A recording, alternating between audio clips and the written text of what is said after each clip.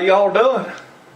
It's PawPaw again, and I wanted to give a special shout out to the 800,000 or so of the government, the non-essential employees of the government that are not getting their paychecks right now.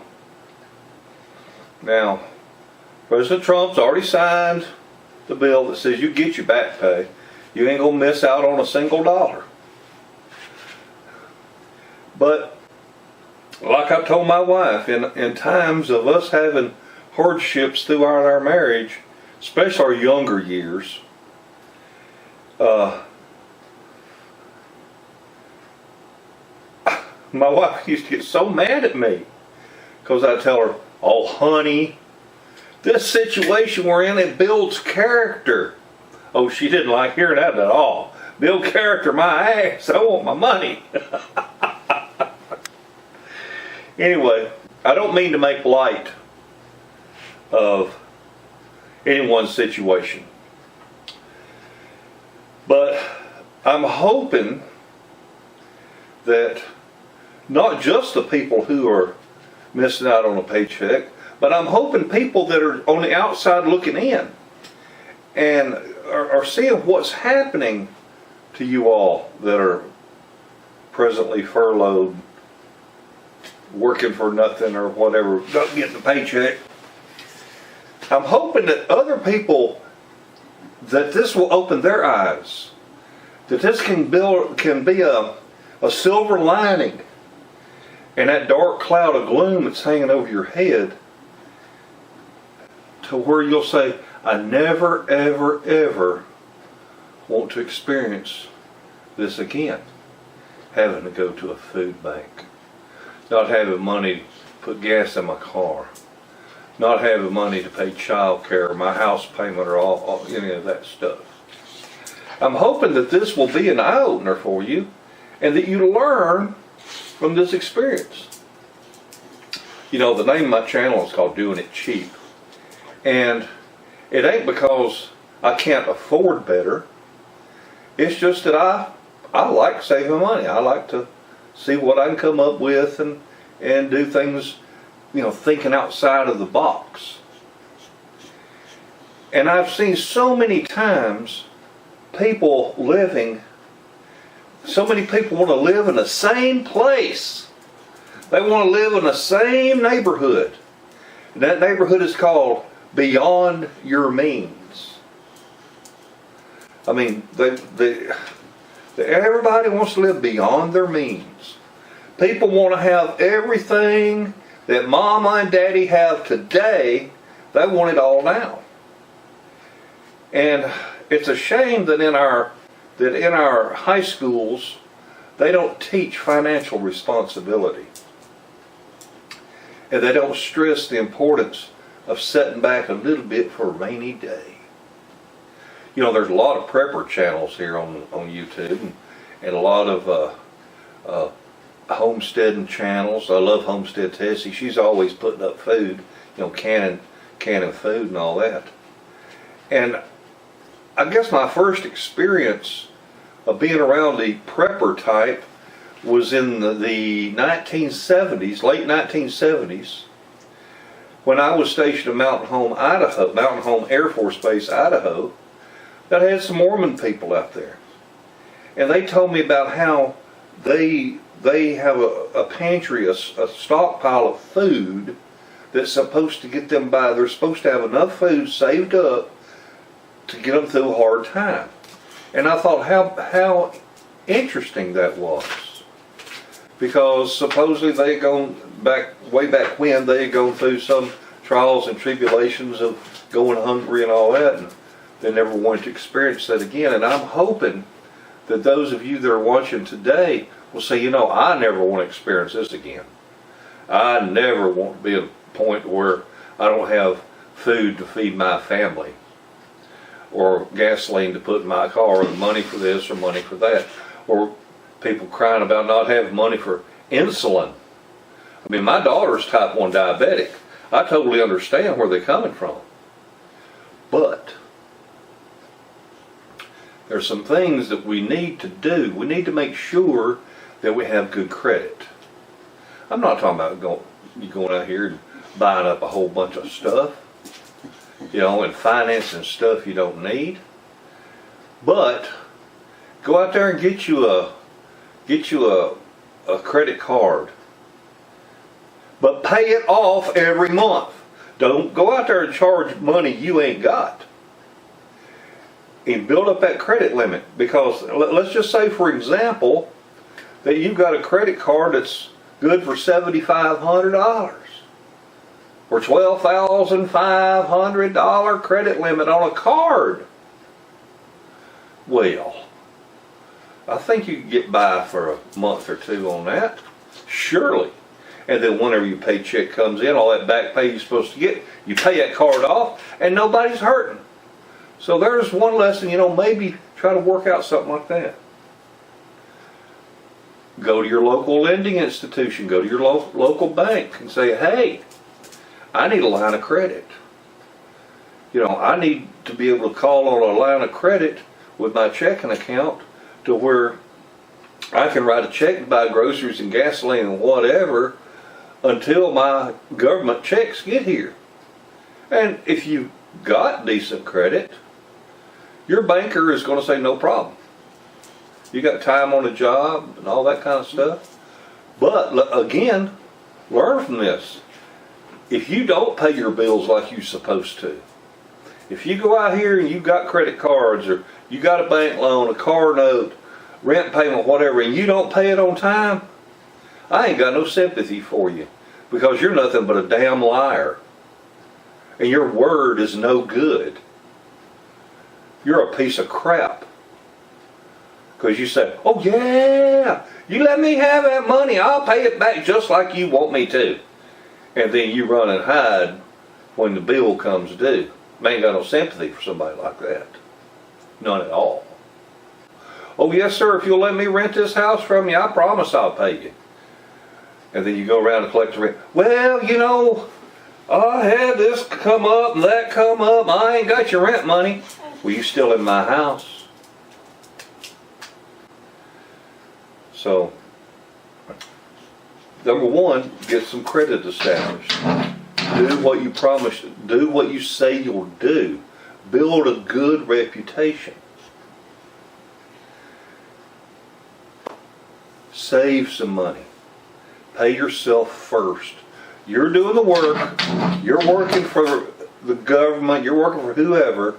And the first person you need to pay is you. You don't need to be worried about paying for that fancy car, which you shouldn't be financing no way. But you shouldn't be worried about paying nobody until you pay you.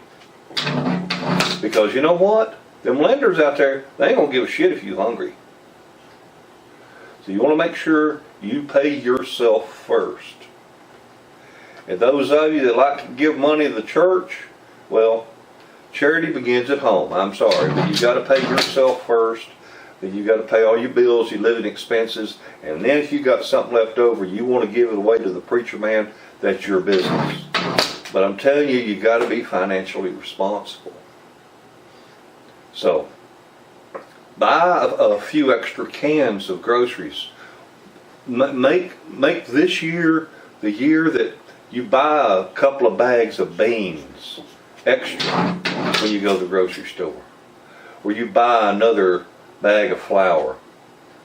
Or you buy some more canned vegetables or whatever it may be. I'm not letting you out, Sadie. I don't let you out once. It's cold out there. Buy you up another bottle or box or whatever of laundry detergent. Go to these stores that sell stuff for $1. Like, I hate to send anybody there because they kick me off.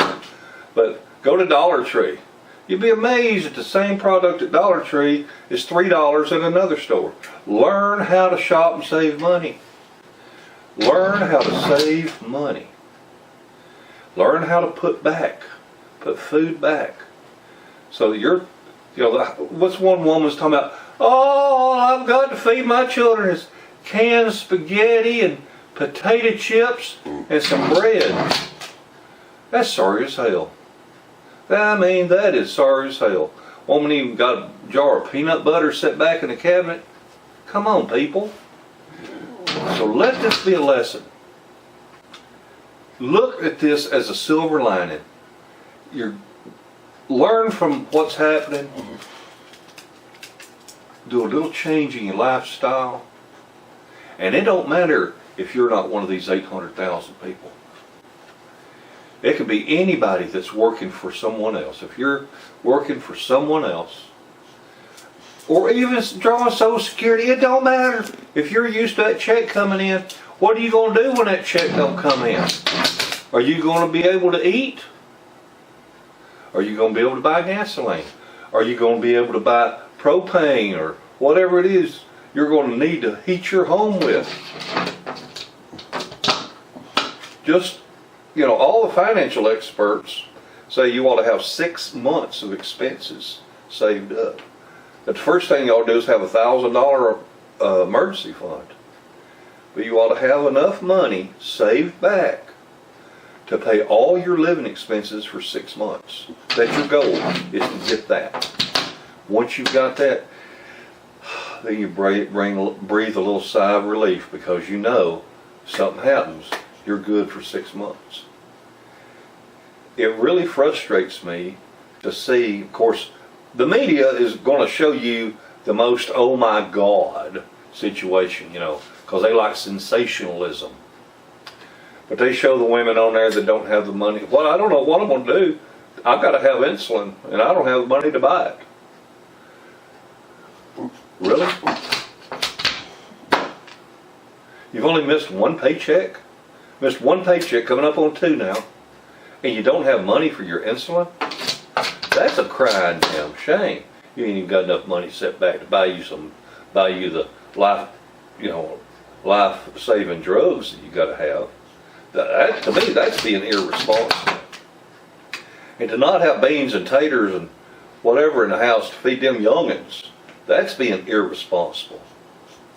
You young people out there that don't know how to cook, you need to learn how to cook. I think they took out that home ec out of the high schools. They used to teach girls, primarily it was girls. If the boys went, people thought they were sort of, limp-wristed. But, that they would teach girls how to cook, teach girls how to sew. When's the last time you took a needle and thread and repaired a piece of clothing you have? People don't do it, they throw it away. They throw everything away. I need to throw a bunch of stuff away.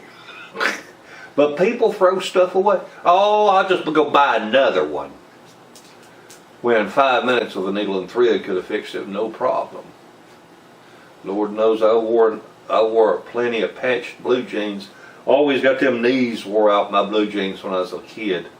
My mom would go buy them iron-on patches and iron them on them knees. They'd be stiff as cardboard on the end there.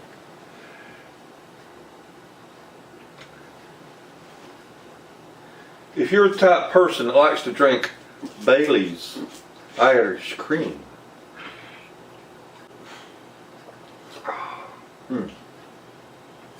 instead of paying $25 or $30 for a bottle, learn to make your own.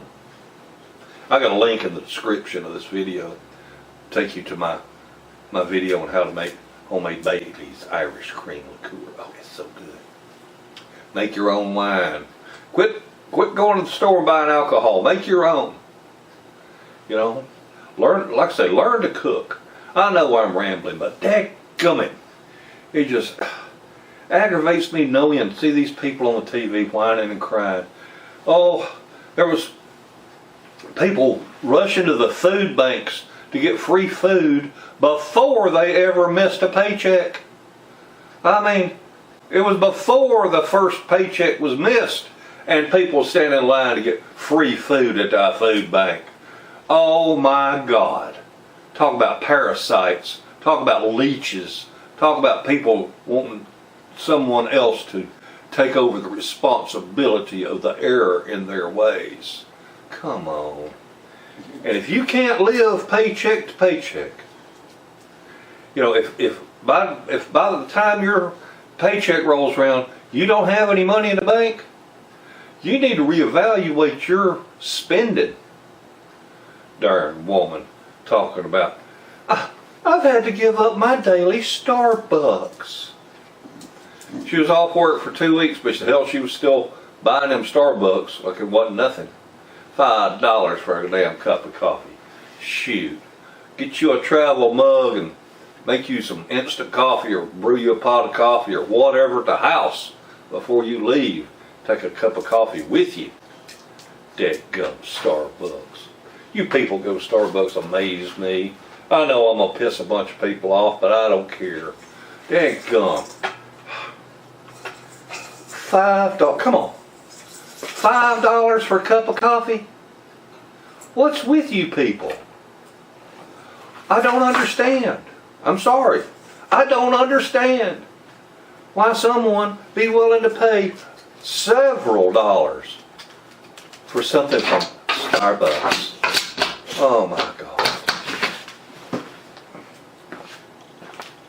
If you want Starbucks that bad, get you a part-time job working at Starbucks.